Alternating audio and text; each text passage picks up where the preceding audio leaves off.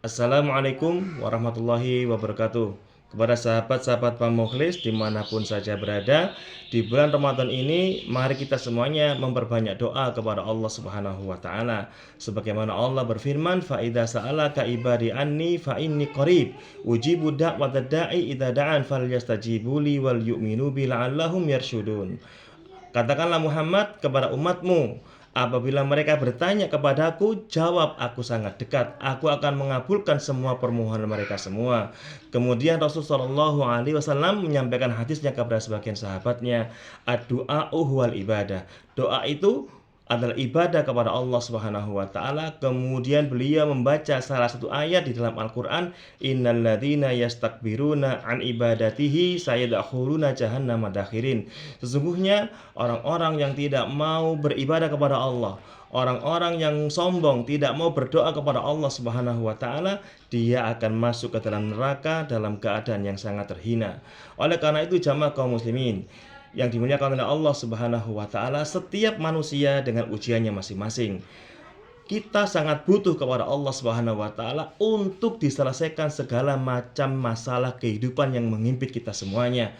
Sehingga Allah Subhanahu wa taala mengatakan kepada kita semuanya, ujibud da'watad da'i idza da'an falyastajibuli wal yu'minu bi. Syaratnya kita beriman kepada Allah Subhanahu wa taala.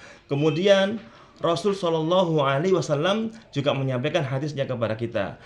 Man sarrahu ayyastajiballahi inda syada'idi falyukthiri du'a firraha. Barang siapa yang senang ketika doanya segera dikabulkan oleh Allah Subhanahu wa taala dalam keadaan sempit, firraha ya'rifka fi syiddak, maka dia harus memperbanyak doa kepada Allah dalam keadaan senang, dalam keadaan lapang, dalam keadaan sehat. Sepanjang kita diberikan kesehatan oleh Allah Subhanahu wa taala, mari kita banyak-banyakkan doa kepada Allah Subhanahu wa taala, karena Allah sangat senang dimintai tolong, karena Allah sangat senang dimintai tolong.